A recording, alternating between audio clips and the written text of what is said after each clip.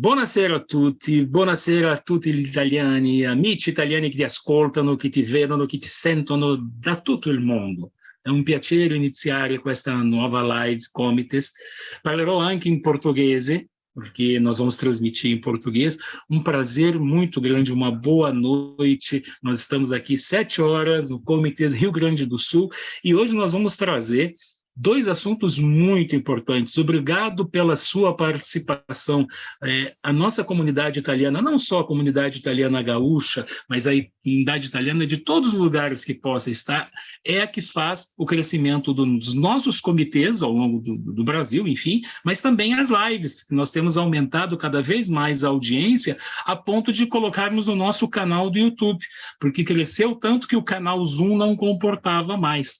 Então, muito obrigado pela audiência, muito obrigado pela participação, façam sugestões, né? Eu sou Fernando Bifinhandi, sou vice-presidente do Comites, e hoje, juntamente com meu colega Leonardo Conedeiro, o professor Leonardo Conedeiro, que vai trazer um convidado muito especial, e ele vai apresentar essa live, que é uma live em dois momentos. É uma live que vai trazer um passado, porque foi agora em 20 de maio de 1875, 20 de maio de 2023, 148 anos da imigração italiana no Rio Grande do Sul.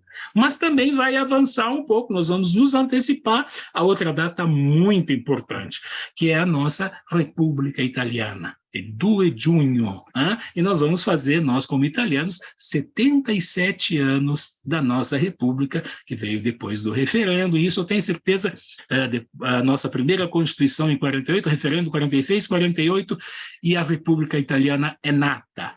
Então, agradecendo mais uma vez a presença, já antecipei os dois assuntos, e eu vou passar para o querido professor Leonardo Conadeira, nosso conselheiro do Comites, também colega, que vai liderar a apresentação, e também um convidado muito especial. Obrigado. Léo, é contigo, querido. Buonasera a tutti, grazie mille, Fernando. Boa noite a todos e a todas que nos acompanham aqui no canal do Comites RS.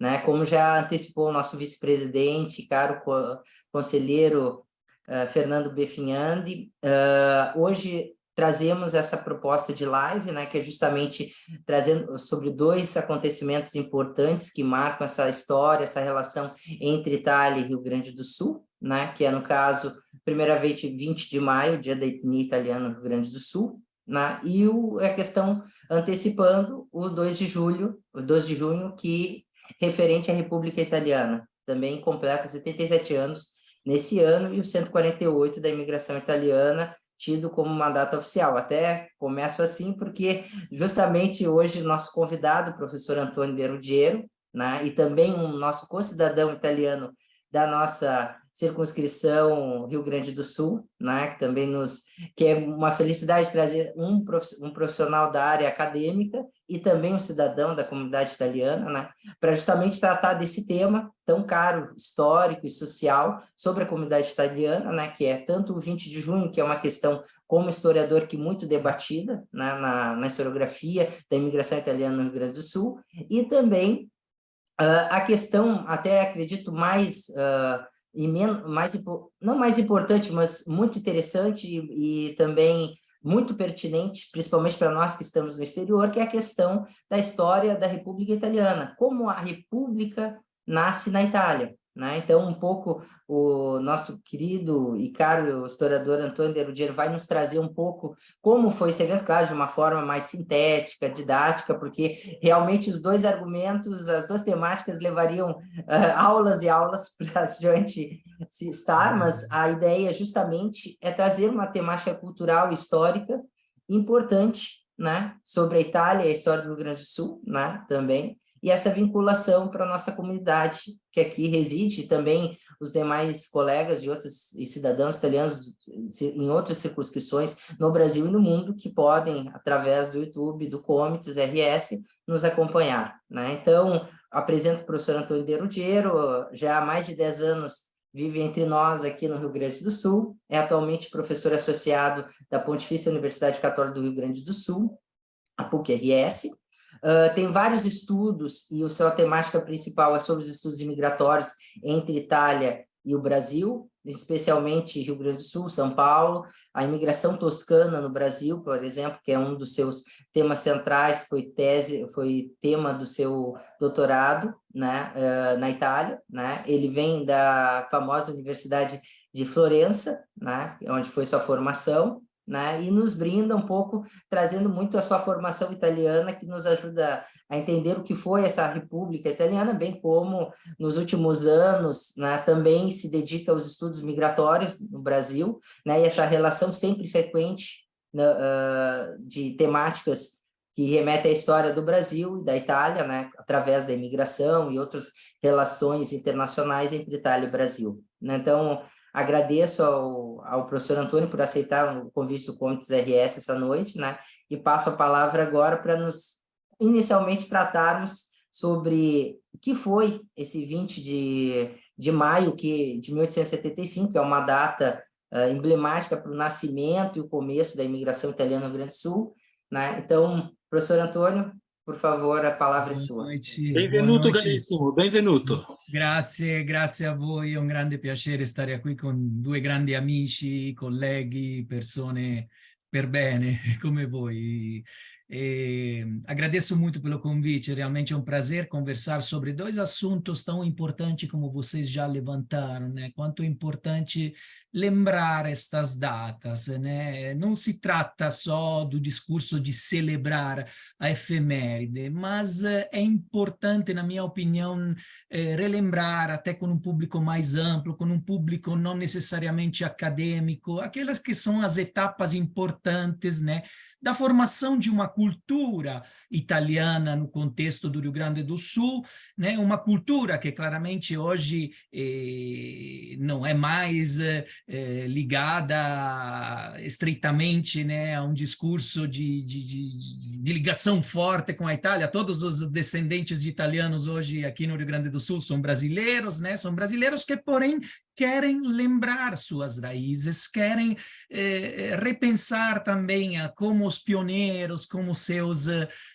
bisavós, né, antigos parentes, né, chegaram aqui, o que conseguiram alcançar como os resultados, né, nesse estado maravilhoso que é o Rio Grande do Sul, um estado multicultural, um estado que soube, né, dar acolhimento a um número grande, né, de pessoas fora daqui que chegaram e que contribuíram muito ao desenvolvimento do estado, né.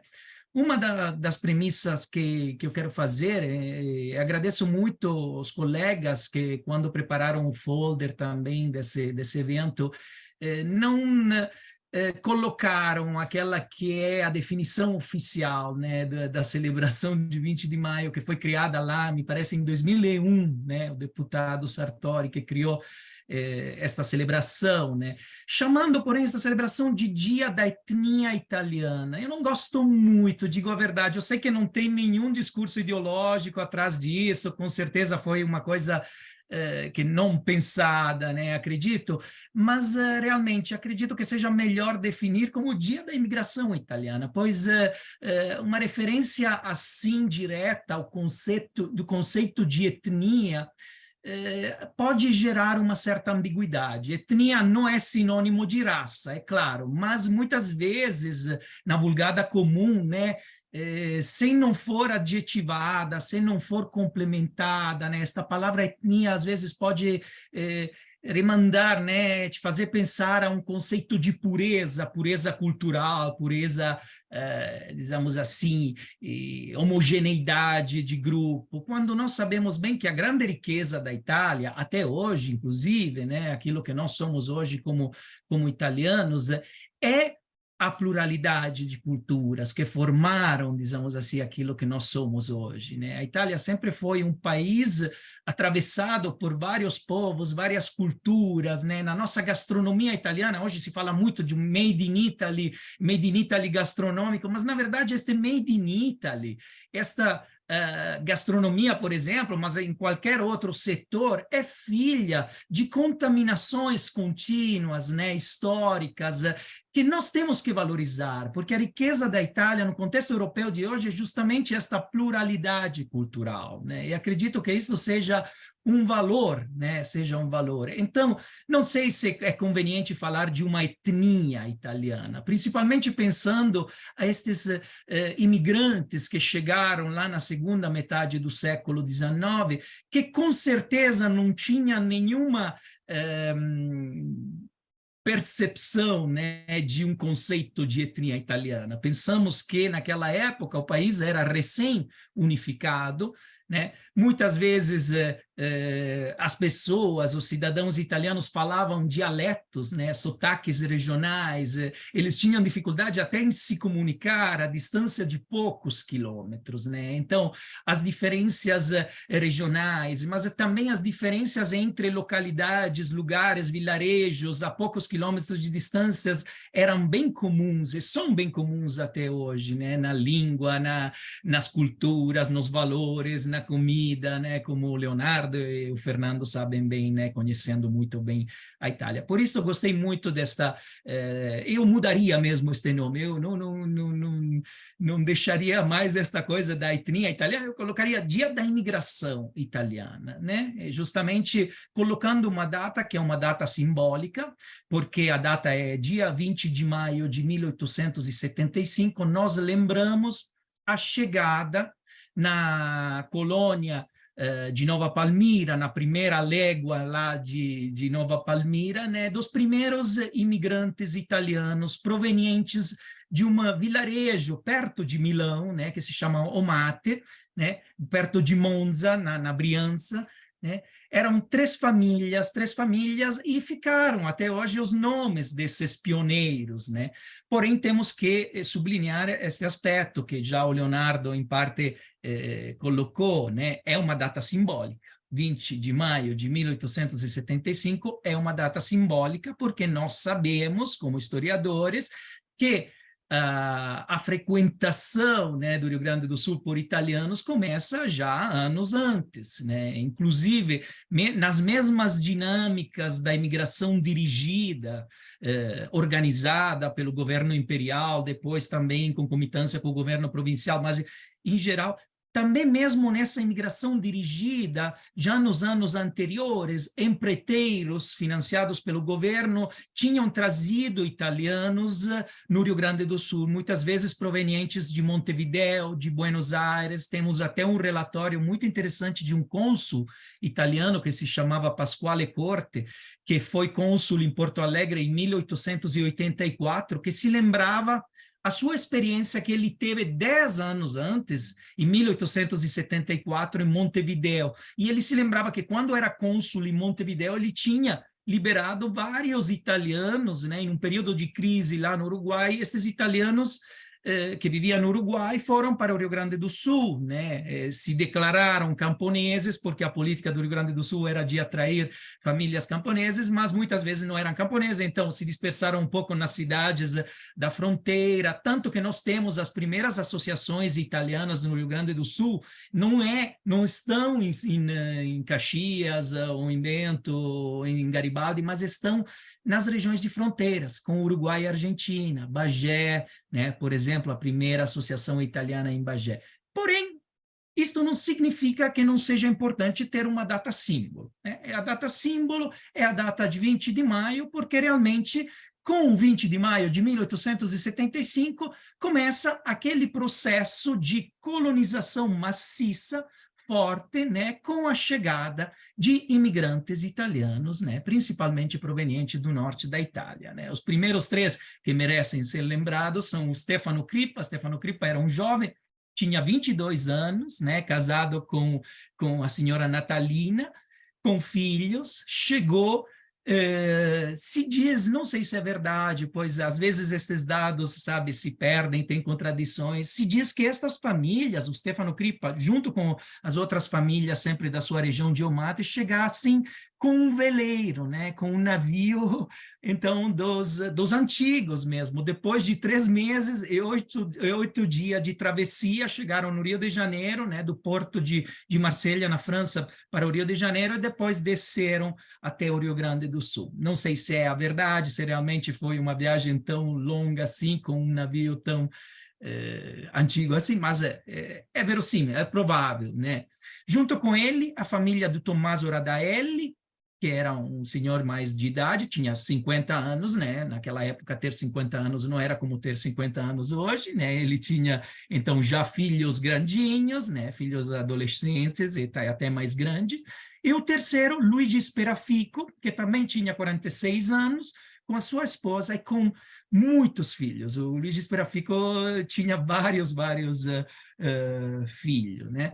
Então, nós temos esta data de 20 de maio, mas os historiadores encontraram documentos que mostram que já em abril de 1875, este grupo, digamos assim, de lombardos já tinha chegado, né, e ficava na casa de um comerciante alemão que se chamava Germano Hermann Noll, né, que era um grande comerciante aqui do Rio Grande do Sul, da região, que tinha dado hospitalidade, né, financiado pelo governo, dava hospitalidade nas suas demoras, nas suas casas, para estes imigrantes italianos que começavam a chegar. Não eram só italianos, porque antes dos italianos chegavam os tiroleses, né, que naquela época eram austríacos. Também, nesse sentido, refletir sobre o conceito de etnia, os tiroleses, alguns divididos, muitos se sentiam mais ligados ao governo austríaco, sem dúvida nenhuma, mas outros, né, também ao contexto italiano. Então, também é difícil identificar uma etnia pura, né? Não existem as etnias puras na minha forma de entender, né, estas temáticas. Então, a partir desse período, se começam a ocupar as primeiras léguas nessa região, né, chamada de Nova Milano. A primeira légua foi chamada de Nova Milano justamente porque estas famílias pioneiras chegavam dessa região muito perto, na periferia da cidade de Milano, né, mais na região da Brianza, mas muito perto da cidade de Milano, lá no norte da Itália, na Lombardia.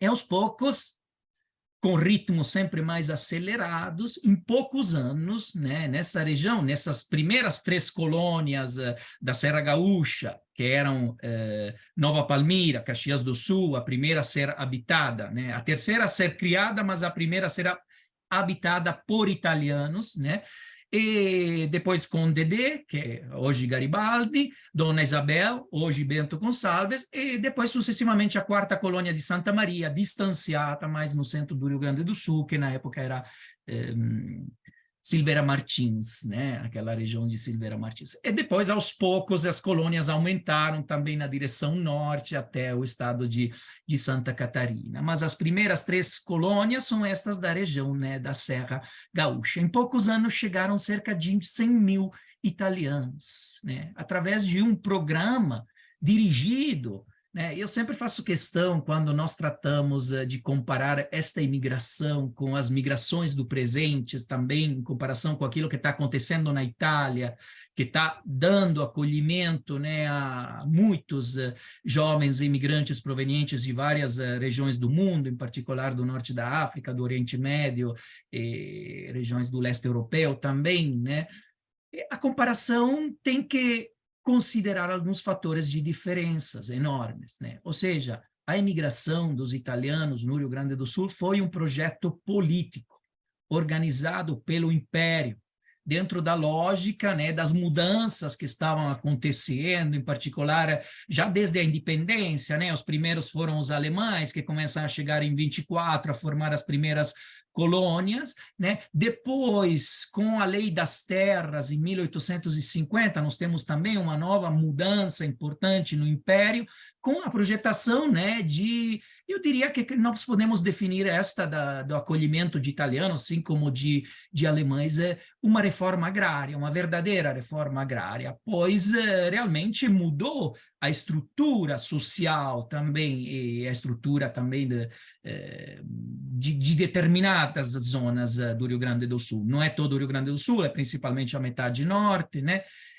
também temos que dizer que foi uma escolha política que comportou também questões ideológicas, né? Estamos no pleno de um processo que é chamado de processo civilizatório para dar acolhimento a imigrantes que sejam, porém, imigrantes europeus, brancos e possivelmente do norte da Europa, né? Então, uma escolha também ideológica forte, né? Então, não podemos esquecer que tem esta lógica, né? Inicialmente são os alemães, quando os alemães não conseguem chegar mais porque os governos locais não permitem mais e não favorecem mais esta forma de imigração, a Itália se torna uma segunda escolha possível. Mas, como vocês percebem, a imigração dirigida se dirige à Itália do Norte, a determinadas regiões do Norte, onde são enviados os emissários do governo brasileiro, os empresários, até particulares, pagos pelo governo, né, para assoldar, para chamar imigrantes que sejam, porém, imigrantes lá do norte da Itália.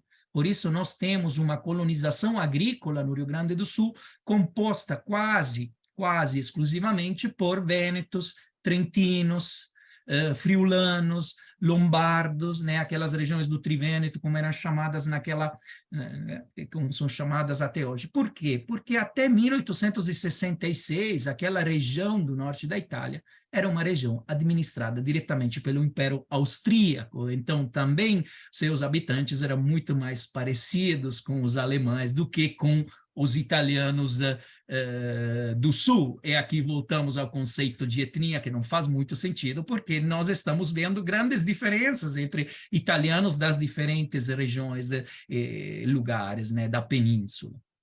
Então, foi um projeto político dirigido que serviu para popular territórios quase sem habitantes, né? O Rio Grande do Sul era um estado muito grande, né? Na época uma província muito grande, muito extensa, com uma população muito limitada, né? Desde a imigração alemã, né, que já contribuiu, mas depois foram os italianos e outros grupos de várias outras regiões da Europa, né, que permitiram um crescimento populacional demográfico no Rio Grande do Sul. E também existia este projeto de reforma agrária que permitisse também ao Rio Grande do Sul de se especializar em outros setores que não fosse exclusivamente o setor da pecuária, né, do gado, dos animais, mas também favorecendo uma policultura de territórios, de terras que eram terras devolutas, como eram chamadas, ou seja, eram propriedade do Estado, e o Estado, naquele momento, dentro daquele processo de valorização da terra, tinha interesse a tornar estas terras cultiváveis, né, terras que produzissem alguns produtos agrícolas, né. Os italianos, ao mesmo tempo, do outro lado do Atlântico, estavam vivendo um período de crise que era crise econômica, mas era uma crise também institucional, social, em geral, considerando aquele processo de transição complicado que foi a unificação italiana, né? Esta passagem a um sistema capitalista, a inserção da Itália no mundo capitalista gerou também um mal-estar social entre estes camponeses, principalmente esses camponeses do norte, né? Mas esta não pode ser a única causa. A principal causa, do meu ponto de vista, é o fato que o Brasil tem uma política de acolhimento e o Brasil manda os seus emissários lá na Itália para convencer e para fazer uma publicidade, né, para criar também um imaginário coletivo daquele mundo da cucanha, né, os panfletos que eram difundidos nas campanhas italianas, onde se mostrava o Rio Grande do Sul como uma terra de abundância, uma terra onde todos podiam achar um pedaço de terra, comprar um pedaço de terra em condições favoráveis, né? E em poucos anos se tornarem grandes, ricos proprietários, né? Na verdade, as coisas foram um pouco diferentes, pois os pioneiros, né, tiveram que suar muito, tiveram também que sofrer muito, né? Não foi fácil, inclusive temos testemunhos justamente relativos a estes pioneiros, que quando chegaram em uma situação, né, de um mato muito inhospital, muito difícil, né, para construir as primeiras estradas, as primeiras casas, para esperar também as primeiras coletas de produtos. Não foi fácil, né? A primeira geração talvez nem se deu muito conta, né, de que esta fosse uma vantagem. Inclusive, temos cartas e correspondência que mostram este lado de dor, de dificuldade, de extrema necessidade de um trabalho muito, muito intenso. Porém, todos, ou a maioria deles, tinham esta consciência de poder deixar algo melhor para seus filhos, né? Era um sacrifício que, porém, valia a pena ser feito. Por quê? Porque lá éramos servos, aqui somos senhores. Esta é uma carta de um imigrante vérento, né, que envia para os seus parentes lá na Itália, tentando convencer os parentes a vir também no Rio Grande do Sul, porque sim, é muito difícil a vida, sim, temos que trabalhar muito, mas aqui nós recuperamos a nossa dignidade humana. Nós temos uma terra que é nossa. Com o trabalho, nós conseguiremos deixar alguma coisa melhor para os nossos filhos, né? E depois a história todo mundo, vocês conhecem, não sei quanto tempo temos à disposição, eu posso falar até amanhã, mas não sei se isso é conveniente. Sabemos bem o que se tornou a imigração italiana naquela região, né? O desenvolvimento daquela região, né? Claro que não é só porque os italianos são grandes trabalhadores, tem um conjunto de fatores, e nós percebemos muito bem na história que quando tem uma intervenção direta do Estado, uma vontade, né, do Estado de melhorar as coisas, isso é evidente na fase republicana, por exemplo, quando os governos locais investem muito, se dão conta que é conveniente investir porque tem um ganho geral para todo o Estado, né? Por exemplo, a viticultura, transportar os vinhos gaúchos começam a sair do território gaúcho e alcançar mercados mais amplos, ou seja, se cria um processo virtuoso só quando o Estado colabora, né? Nós não acreditamos no self-made man que faz tudo sozinho porque tem uma ética do trabalho. Esta é lenda, né? É claro que são as duas coisas que devem viver junto. E onde o Estado intervém e ajuda, as coisas vão bem. Em outras regiões também de colonização italiana, nós não temos os mesmos resultados do que na Serra, por exemplo. A quarta colônia demora um pouco mais para se afirmar, né? Por quê? Porque em um determinado momento, realmente, nós percebemos uma influência maior do Estado na Serra Gaúcha do que em outras regiões, né? Estou simplificando muito, Fernando e Leonardo. Perfeito, Antônio. Não sei se tu queria colocar mais alguma coisa sobre esse evento do 20 de setembro, porque já ficamos um bom tempo, mas acho que a ideia, justamente como bem colocaste, ficou, acho que bem clara da importância da data, os aspectos, né, que vão desencadear a partir de 1875 um movimento de massa, né, e por exatamente. Isso a importância, né, em tantos trabalhos acadêmicos ou mesmo esporádicos que nós vemos de pesquisadores diletantes, né, que sempre lembram 1875 porque realmente as estatísticas nos demonstram, né, quanto aumentou, né, as levas de imigrantes italianos, né, por todo esse trabalho que tu bem referiste do governo, mesmo publicidade na Itália, iniciativas dos próprios migrantes, do governo italiano também de favorecer a migração para o Brasil em determinados momentos, que abria-se, fechava-se, que a gente levaria, como tu bem disseste, várias horas para falar desse tema, dessa temática, mas vamos, acho que agora, pular para o século XX. O importante para finalizar, Léo, é como tu falaste desde o início, tu, Fernando, né, é que lembrar que é uma data simbólica, porque não podemos esquecer daquelas outras milhares de italianos que estão nas cidades, inclusive em Porto Alegre, comunidades de italianos provenientes do sul da Itália, às vezes filhos de um processo migratório nas regiões do Cone Sul, então não proveniente diretamente da Itália, mas de Buenos Aires ou de Montevideo, ou seja, não é só a colonização agrícola que caracteriza a imigração italiana no Rio Grande do Sul, mas temos também muitos trabalhadores italianos, né, que marcaram o progresso, o desenvolvimento dos centros urbanos, né, vários centros urbanos, desde os mais pequenos até os maiores, como esse que o professor faz referência é uma coisa muito interessante, e nós somos assim tietes, né, do professor de Ruggiero, porque, obviamente, ele toca num assunto muito importante ainda no âmbito da imigração, que é a nossa colônia do Sul, né? Nós temos uma cidade irmã, que é Murano Calabro, na Città Gemella, e um outro processo, mas todos somos italianos. O processo inicial, como disse o Leonardo, né? Que a data simbólica, ela é como se fosse o marco inicial, mas ao longo do tempo, a relação com a nossa Itália e a vinda de italianos, ela foi acrescida também de outras regiões que se majoritariamente vieram do norte, também o sul tem uma grande relevância. E, nós ficamos aqui como se fosse uma partida, nós chegamos no nosso intervalo, né, Léo?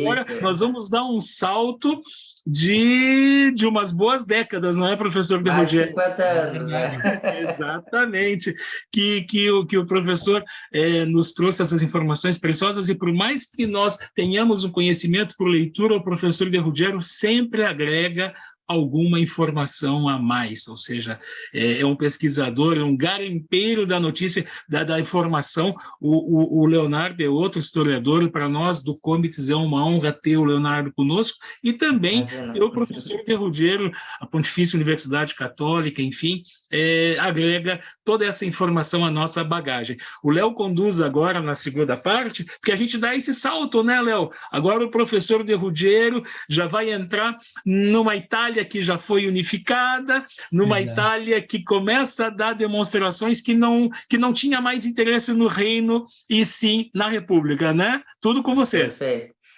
Então, para fazer uma pequena introdução antes da fala do professor Antônio de Ruggiero, lembrando, né, que a Itália nasce em 1861, dia 17 de março, como Estado-nação, né, como uma monarquia, né, constitucional, né, com a dinastia de Savoia, né, que é uma dinastia do Piemonte, né, e que vai se instaurar, que era o momento possível nesse século XIX, né, de grandes transformações, no contexto europeu principalmente, mas que também respingava ao redor do mundo, em funções do imperialismo, outros processos mundiais, globais, que nós vamos ter, colonialismos, né, também, primeiramente, já no período das grandes descobrimentos, que a Itália, nesse sentido, ela está ainda naquele cenário europeu, até a unificação como uma concha de retalhos, né?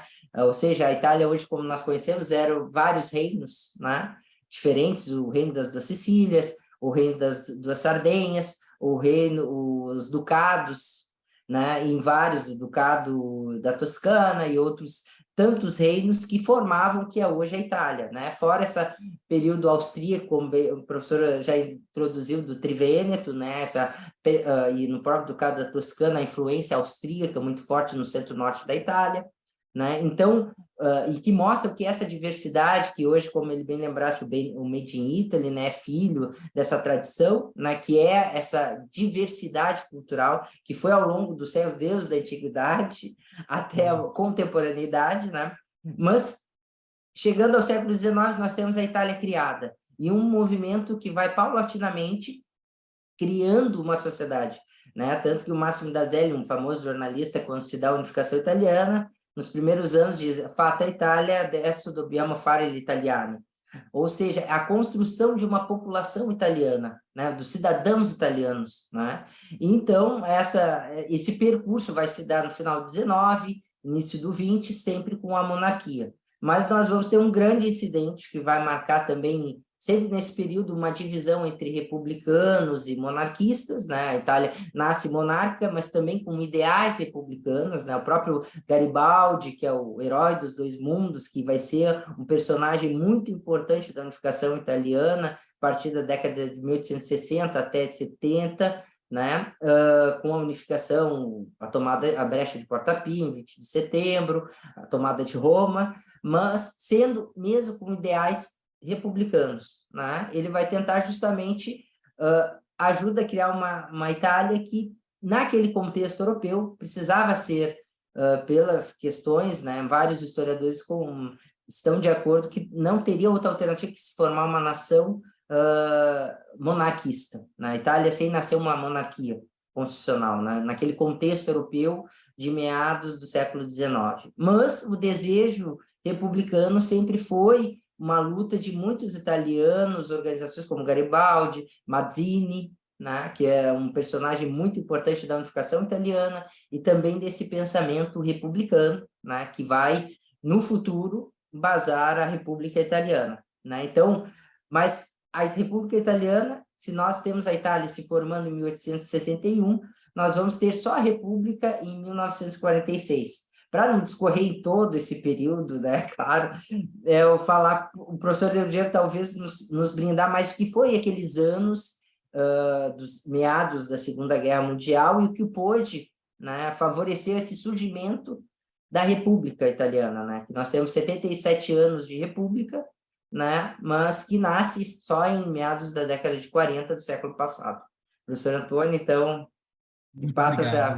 Muito obrigado, Leonardo. Então, se vocês me permitem, eu passaria uma apresentação em PowerPoint, porque acredito que algumas imagens possam ajudar, né, a entender também questões que não são tanto familiares assim para todos. Então, talvez uma apresentação possa ser de ajuda, espero, pelo menos. Eu peço permissão do professor, enquanto o professor abre a sua apresentação, só para citar a nossa audiência, né? Enquanto o professor está abrindo, nós estamos percebendo aqui a nossa presidente, a Cris Miorança, as nossas conselheiras Neiva Cantarelli, Silvana Giacomini, nós temos o presidente do Círculo Trentino de Porto Alegre, Pedro Carraro, grande Pedro, e outros tantos da nossa audiência que estão mandando seus relatos de satisfação em ter essas informações preciosas desse conteúdo, e nós passamos esses agradecimentos todos ao senhor, que está conduzindo tão bem essa live, e agora que a apresentação já está em tela, tudo com o professor. Muito obrigado, muito obrigado. Eu também quero agradecer a todos, né, que participam, né? É um prazer realmente contribuir com esta comunidade italiana, né, que eu tanto amo e me sinto mais em casa, né? Me mato a saudade, né? Muitas vezes nós expatriados, né, nós italianos fora da Itália procuramos justamente este diálogo e esta possibilidade de ter imersões naquela que é a nossa cultura, que nunca esqueceremos, né? Então, agradeço muito a todos e um abraço para todos, né? Então, se falava do 2 de junho, né? Que é uma data também muito, muito importante. Esta aqui é uma data efetiva, né? Não é uma data simbólica, porque nós temos um evento epocal mesmo na história da Itália, 2 de junho, através de um plebiscito, né? Referendo, a Itália abandona o sistema monárquico para escolher a república e a democracia. Um ano e meio mais tarde, é elaborada a nova Constituição, ainda vigente até hoje. Então, vocês imaginam, é uma mudança institucional profunda na história da Itália, né? Uma mudança política que merece ser lembrada. Para entender, porém, este referêndum de 2 de junho de 1946, é necessário fazer um passo atrás, né? Olhar o que acontece na Itália durante a Segunda Guerra Mundial, né? Um momento fundamental é o armistício de 8 de setembro de 1943, quando a Itália, completamente derrotada na Segunda Guerra Mundial, em uma situação de dificuldade econômica, social e cultural extrema, né? A Itália sai da guerra. O rei da Itália assina o armistício, né, com os aliados, até então inimigos, né? Então, nesse momento, em 43, quando o rei, que é o chefe do exército, né, que tem um papel institucional forte, né, toma esta decisão, a Itália se divide em duas partes. Tem a parte que aceita a decisão da monarquia, de acabar com a guerra, desistir, porque a Itália está derrotada, né? E tem uma parte, porém, que continua com a sua adesão ao fascismo. Então, a sua adesão nesse caso, nazifascismo, porque os nazistas, os alemães, ocupam fisicamente o território italiano, enquanto os aliados sobem a partir da Sicília. Ou seja, nós temos o início de uma guerra que é uma guerra civil entre italianos, que infelizmente se matam entre eles, entre os que permanecem fiéis ao fascismo e os outros que acreditam que o fascismo seja totalmente esgotado, né?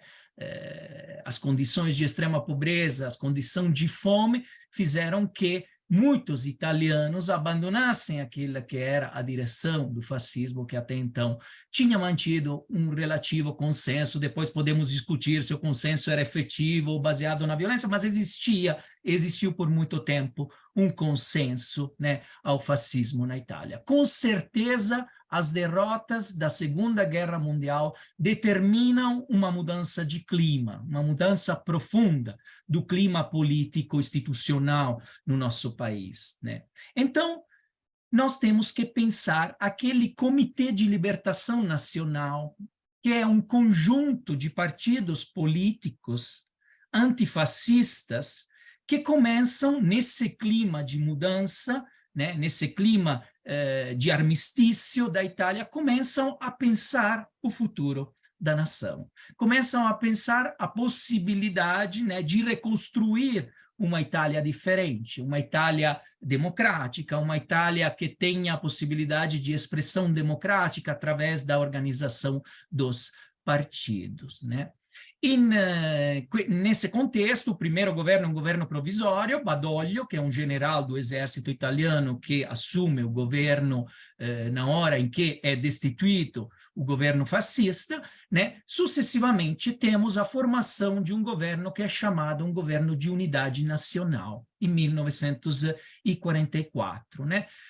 Primeiro com Badoglio, que tem um outro governo, mas imediatamente depois, um mês depois do segundo Badoglio, temos o governo do Ivanoe Bonomi, que é um social riformista, um líder de um partido pequeno italiano que se chama Democrazia del Lavoro, que adere a este conjunto de partidos reunidos nesse Comitê de Libertação Nacional, né, a partido antifascista. Uma pessoa moderada, né, socialista reformista, que pode, digamos assim, nesse momento crítico, nesse momento de guerra civil entre italianos, representar um ponto de equilíbrio, né? Nesse Antônio, contexto. Sim? eu te pediria para passar os slides que tu está comentando. Alguns acho que tu já tocou o tema e não Sim. passou.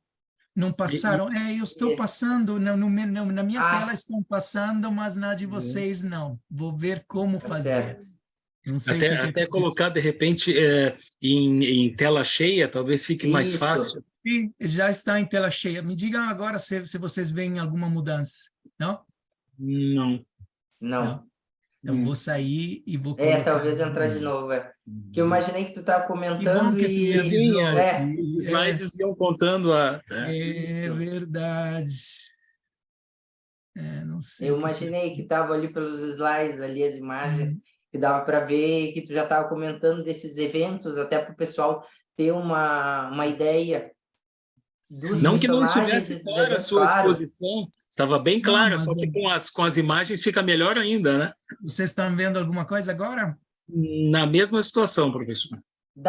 Talvez tá em modo de apresentação para você, para nós Peraí. aparece como PowerPoint Agora? aberto. É, Agora? Não muda, né? Não. não.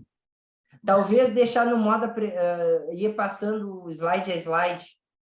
Sim, é isso que eu estou tentando fazer. É isso que eu estou Ou, tentando ou fazer. talvez Deixa eu colocar ver. em tela.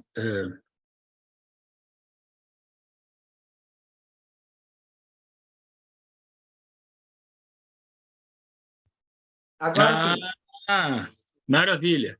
é o É, final da guerra, Comissão de é, Libertação, agora eu assim vemos. não consigo eu mudar, entendeu? Então, Tá. que coisa estranha, nunca tinha acontecido. Vou tentar de novo, a última vez.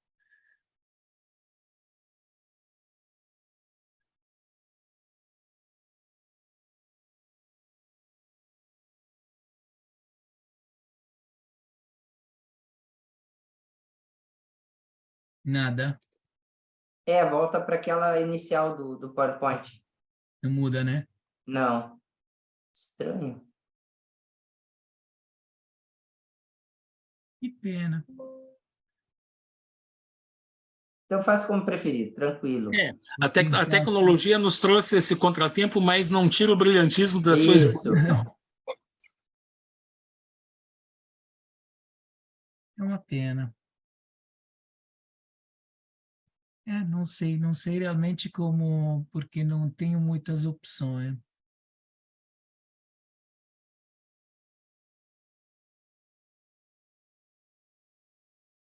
Aqui na minha tela Agora aparece... sim, agora sim. Isso, agora sim. Está mudando? Isso. Agora sim. Sim, sim, Perfeito. sim. Ah, Perfeito. perfeito. Ah, ótimo, ótimo. Então tá. Tomara que continue, né? Então, nesse clima aqui, nesse clima em que os partidos estão se reorganizando, e daqui a pouco eu vou mostrar para vocês quais são os principais partidos que elaboram estas novas possibilidades de organização, né, política institucional, né, nós temos um período de grande crise. Temos a invasão das tropas alemãs, deportação de vários cidadãos italianos para campos de extermínio. Entre estes, muitos soldados que permaneceram fiéis ao rei. O rei é considerado um traidor por parte dos nazifascistas, porque traiu o fascismo, traiu a aliança, né, o eixo, né, com os alemães, e se calcularam cerca de 800 mil soldados, né, italianos fiéis ao rei que foram deportados em campos de trabalho de extermínio. Outros trabalhadores, 100 mil trabalhadores, vários outros oposicionistas, judeus, ainda estamos no pleno daquelas leis raciais que foram assinadas já em 1938, inclusive a assinatura da monarquia também marcou uma perda de consenso. Talvez não seja esta a principal causa, né, que da monarquia, da perda do consenso, mas também o fato de ter assinado as leis raciais na Itália contra os judeus, já a partir de 1938, né, marcou um declínio, né, da monarquia dos Savoias na Itália. Né? Mas também temos deportação de vários civis, partisãos, né, os partigiani que lutavam na resistência. Então, um clima de grande violência e um clima de grande tragédia humana, né? Tragédias humanas que se perpetuam em várias regiões da Itália, do norte até o sul, né? Em particular naquelas regiões de montanhas dos Apeninos. É realmente uma calamidade natural de política social realmente grave, né? Realmente muito, muito triste esta guerra civil.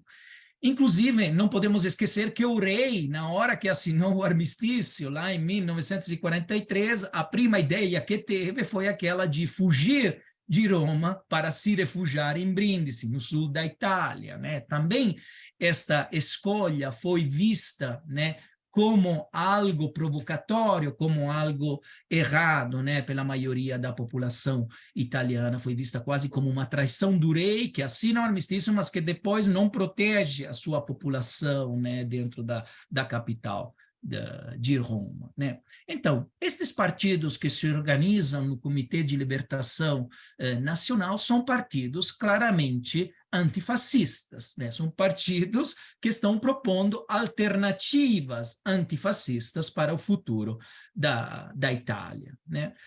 E o elemento unificador é justamente o antifascismo. Né? O problema é que são partidos muito diferentes entre eles. Então, vamos ver quem são os protagonistas desse momento histórico particular. Temos o Partido Comunista Italiano, guiado por Palmiro Togliatti, um líder político que terá uma grande influência também nos anos sucessivos, que por muitos anos foi exilado, né, na União Soviética, ficou na União Soviética durante o período fascista e voltou dentro desse clima, né, de guerra civil, dentro desse clima, digamos assim, de governo de unidade nacional. As ideias do Partido Comunista Italiano, nesse momento, são ideias, né, de participação de uma frente internacional proletária, guiada pelo mesmo ditador totalitário que era o Stalin, né, na União Soviética, e, apesar deles não acreditar na iminente revolução na Itália, com certeza tinha um programa muito, muito radical. Né? Eles acreditavam, em linha geral, em uma democracia progressiva que era muito diferente de uma democracia burguesa, né, como em termos políticos nós definimos. Ou seja, uma democracia muito ligada ao conseguimento de finalidades sociais, né? Do outro lado, tinha também um partido socialista de unidade proletária, como se chamava naquela época, que guiado pelo líder socialista Pietro Nenni, era dividido desde o início por duas correntes, né? Os maximalistas mais radicais e os reformistas.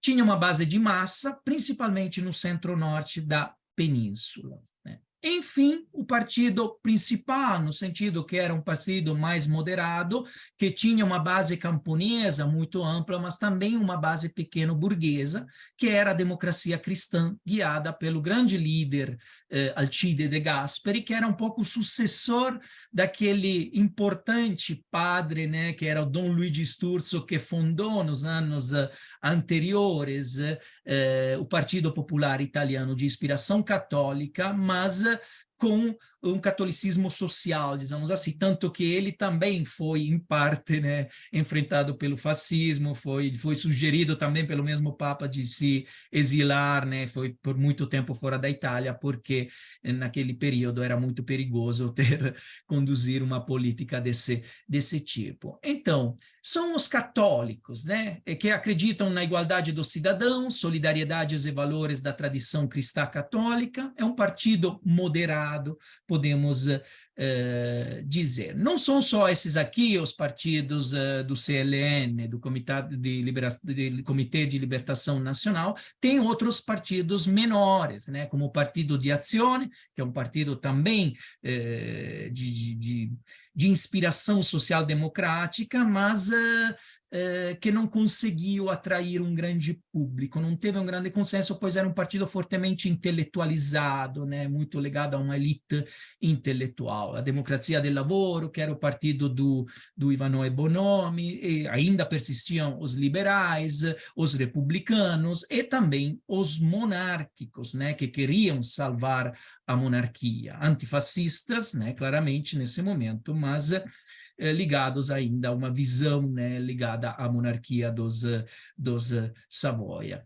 No mesmo ano de 1944, nós temos o surgimento também de uma importante associação, organização sindical, né, que é a CGIL, é a Confederazione Generale Italiana del Lavoro, Confederação Geral Italiana do Trabalho, né, o grande sindicato que, num primeiro momento, unia os vários componentes comunistas, socialistas e católicos. Ao mesmo tempo, junto com o sindicato, que por muito tempo foi reprimido pela ditadura fascista, surgiu também a Confindústria, que era um órgão que, do outro lado, representava os interesses dos empresários. Então, estamos em uma fase complicada, em uma fase de guerra civil, em uma fase de contraposição forte, mas, ao mesmo tempo, temos esta possibilidade, né, de ter uma dialética partidária, política, né, importante, um princípio, digamos assim, de discurso democrático. O problema, né, como vocês perceberam,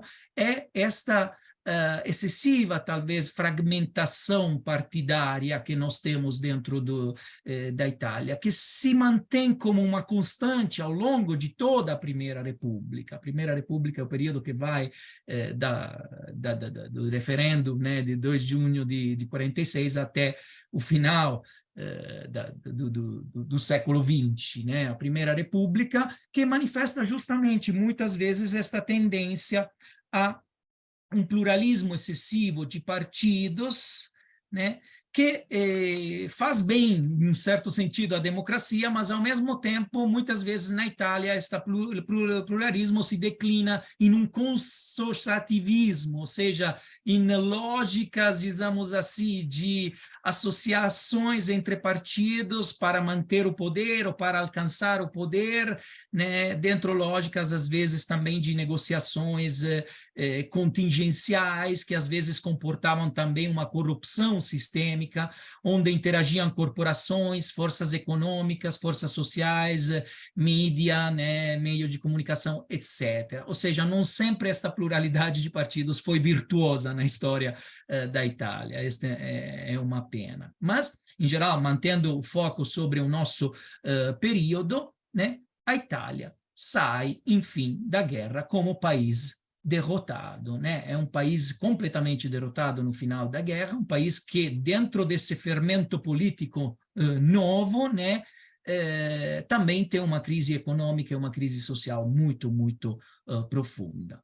É nesse período, não sei quem assistiu alguns filmes ligados ao neorrealismo italiano, né, muitos transmitidos também na América do Sul, no Brasil em particular, né, se dá conta talvez do que era a Itália nesse período, de quais fossem as condições da Itália nesse período, né? Existia o racionamento dos alimentos, os italianos tinham um cartão, né, através do qual eles podiam pedir a comida, que era racionada, ou seja, não, cada um podia só receber uma determinada porção de comida, né? Isto gerou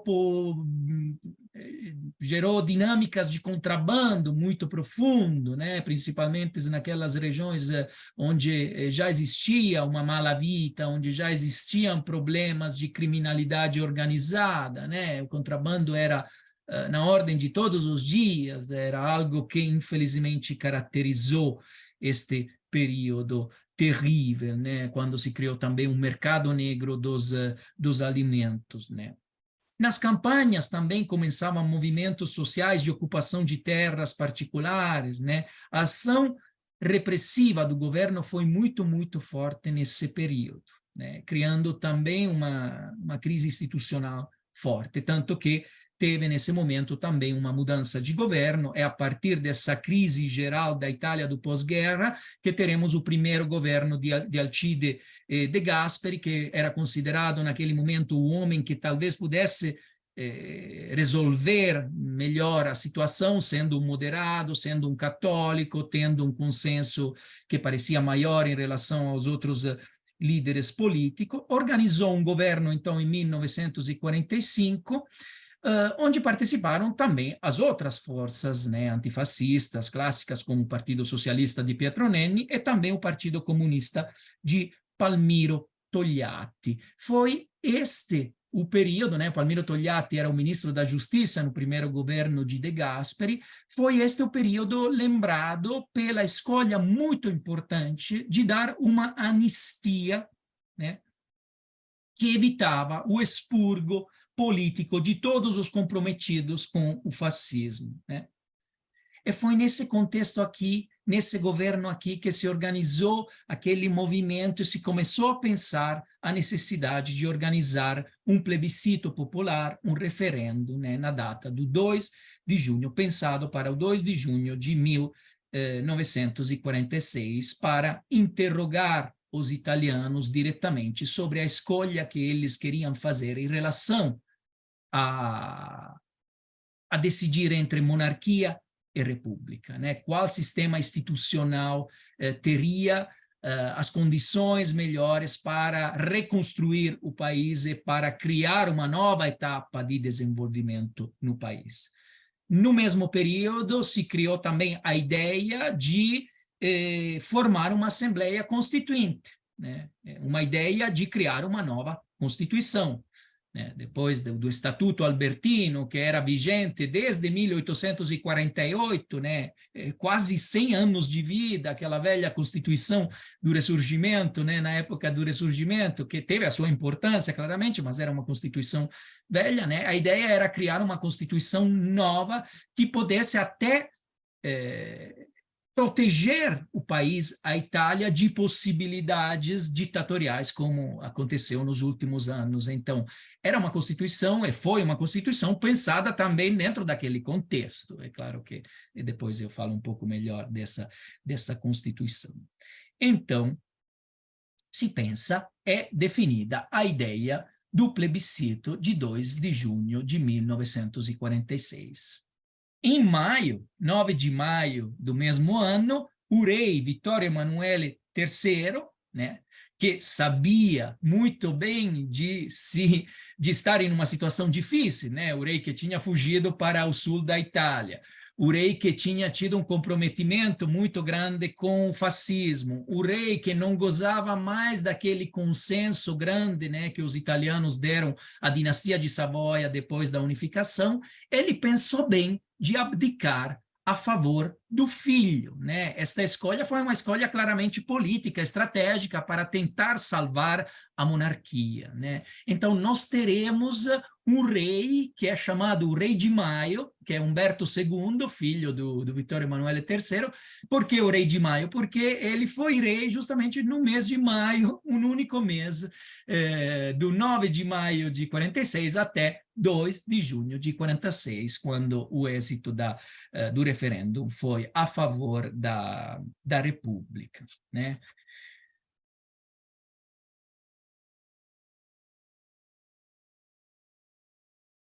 O referendo institucional, então, as forças de esquerda eram todas favoráveis à República, enquanto a democracia cristã ficou dividida e deixou liberdade de escolha. Era um partido ligado à Igreja Católica, ligado a uma visão burguesa, pequeno-burguesa, católica, né? Então, é claro que dentro da democracia cristã, as almas fossem diferentes nesse sentido. Não todos eram republicanos, né? Então, se deixou esta liberdade de escolha. Mas, antes de ver como termina, né, o que vai ser esta nova Constituição, começada a elaborar já depois do referendo, e que entra em vigor em 48, não podemos dimenticar a importância histórica dessas eleições, porque pela primeira vez, as mulheres italianas foram chamadas às urnas, pela primeira vez, as mulheres italianas votaram em uma eleição na Itália, expressando o seu voto nestas eleições políticas, né, para determinar a escolha institucional e para determinar a composição da Assembleia Constituinte. E foi uma participação muito grande. Muitas mulheres foram votar.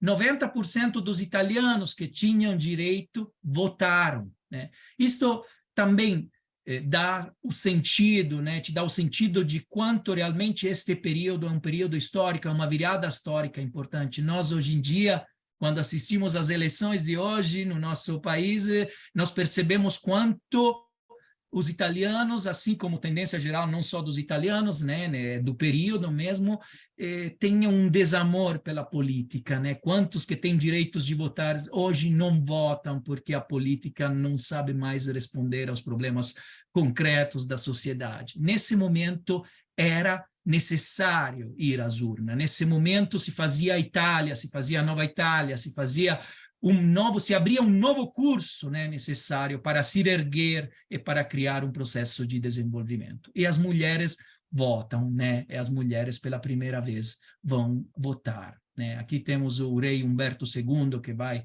votar nas urnas. Aqui temos a proclamação, né, dos resultados do referêndum. O referêndum, como vocês sabem, quem ganha é a monarquia. 12 milhões de votos a favor da República, pelo amor de Deus. 12 milhões de votos a favor da República e 10 milhões de votos a favor da monarquia. Em linha geral, porém, temos que dizer que o país era dividido, né?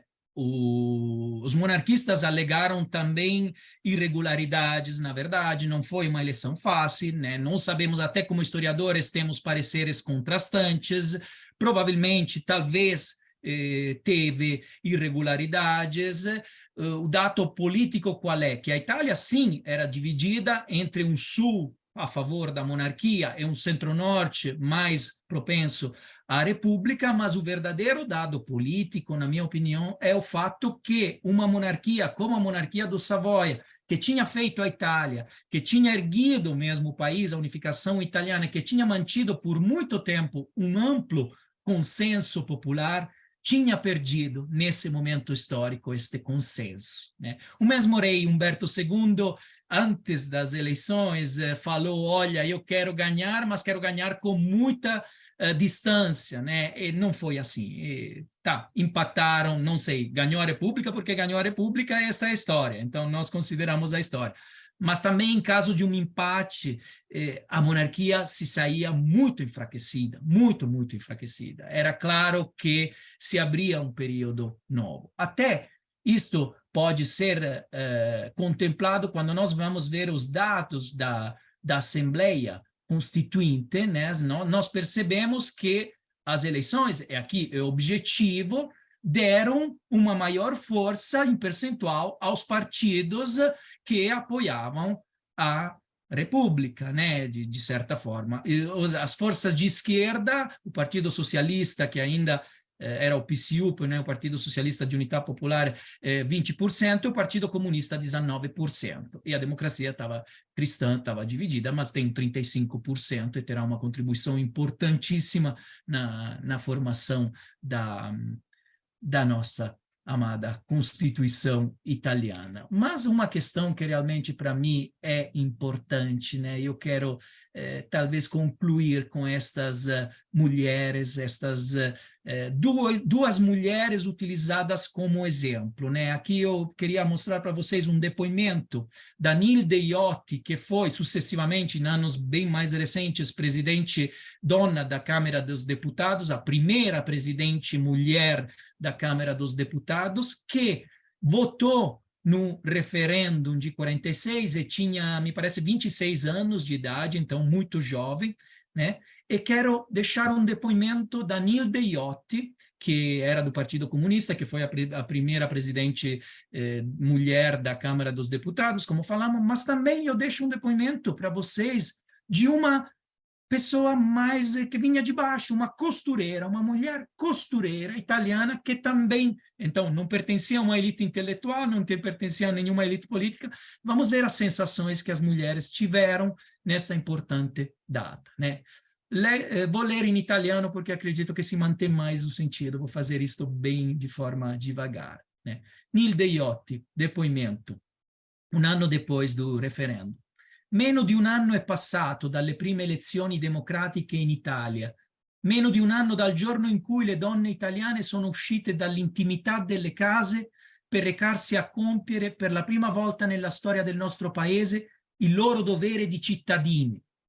Erano un po' emozionate quel giorno, sentivano tutta l'importanza del loro atto e la responsabilità che da esso derivava.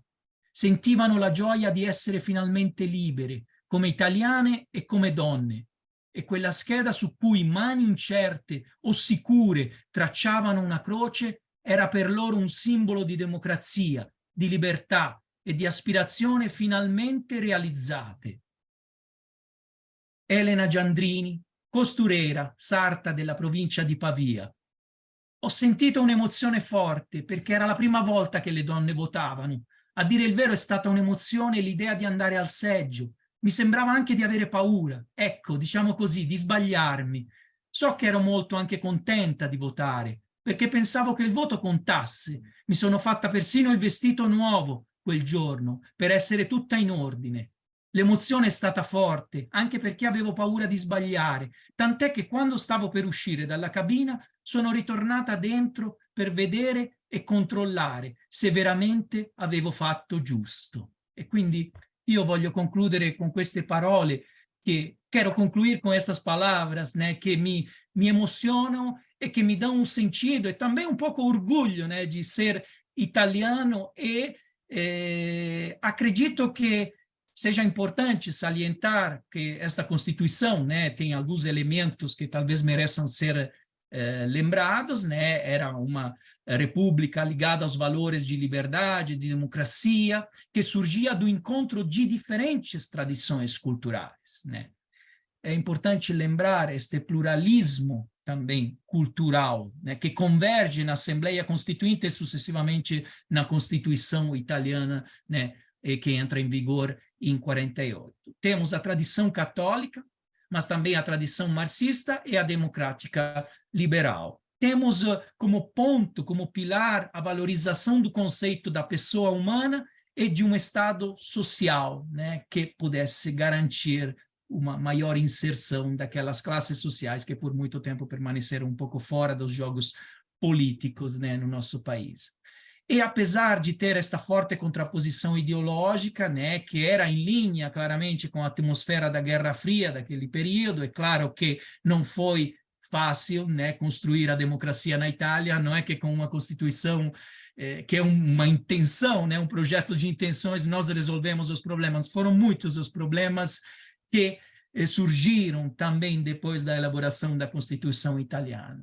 Mas, pelo menos, tivemos pela primeira vez uma concepção, né, que esses partidos, esta dialética democrática pudesse abrir a esperança, né, da construção de um país que se tornasse um país melhor, um país mais moderno, um país desenvolvido, um país que pudesse garantir as liberdades, né, e a dignidade humana. E acredito que, aos poucos, a Itália soube lidar com estas questões, né, apesar das grandes dificuldades, né, que apareceram já desde os primeiros meses, né, já desde o Tratado de Paz em Paris, antes da Constituição que entrasse em vigor, nós temos as primeiras dificuldades, pois somos um país derrotado, somos um país que temos que abrir mão de alguns territórios, né, temos uma questão aberta lá na fronteira com a Iugoslávia, né, assim como perdemos as colônias que o fascismo tinha conquistados, não é um momento fácil, não vai ser imediatamente um momento fácil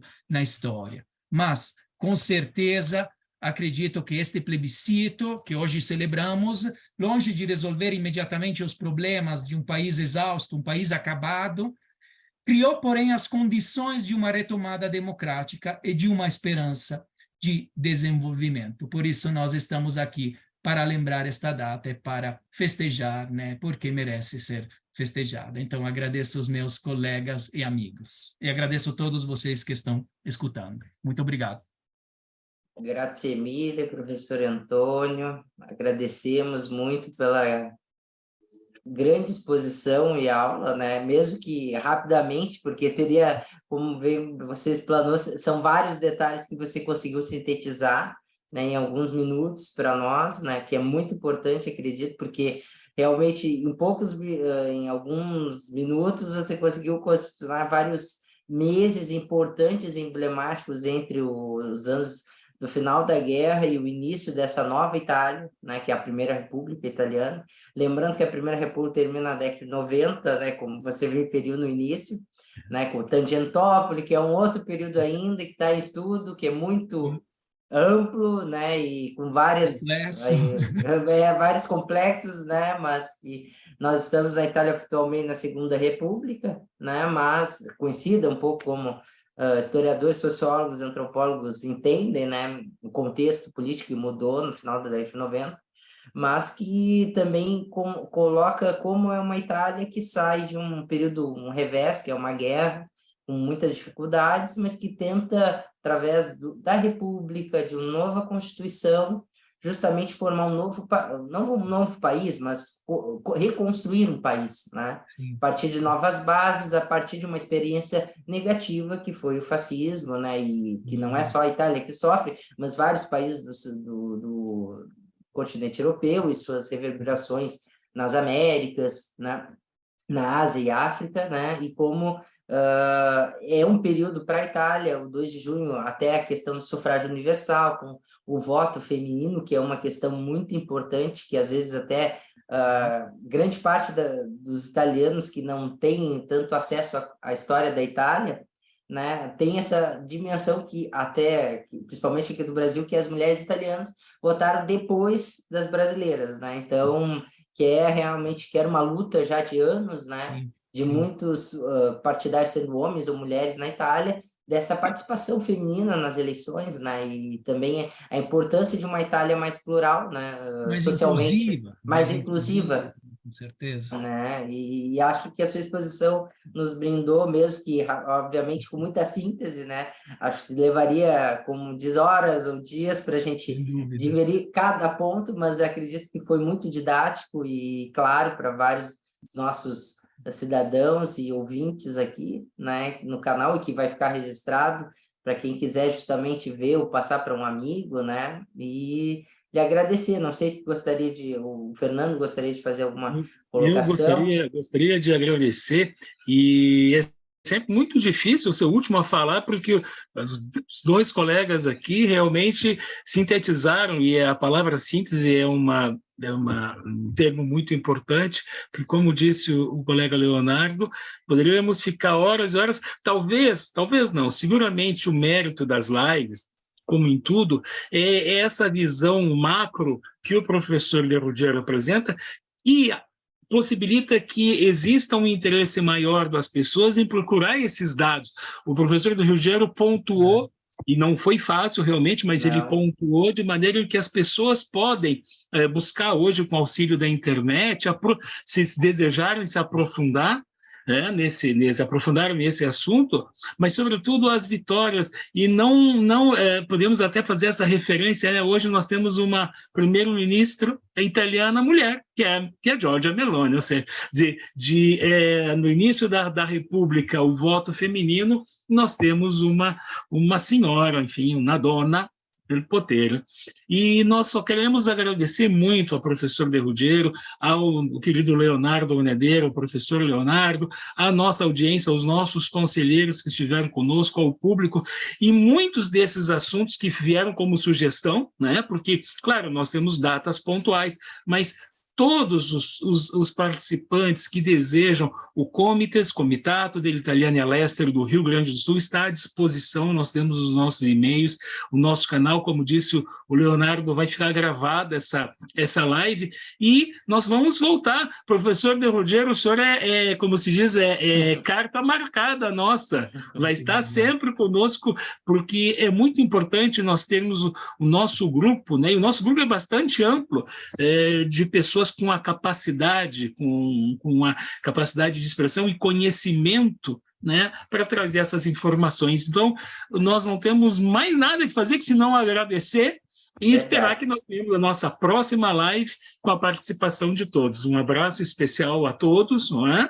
E nos preparamos para festejar o 2 de junho, na data da República Italiana. Va bene? Um abraço forte a todos, um abraço, obrigado, Leonardo. Buonanotte a tutti che vanno a dormire adesso, non è che sia così tardi, ma comunque, o dove fare la cena, va bene, ma comunque ci salutiamo e alla prossima. Un buon vino italiano. Un buon vino, una bella pasta. Arrivederci a tutti. Arrivederci a tutti. Ciao carissimi. Alla prossima. Ciao.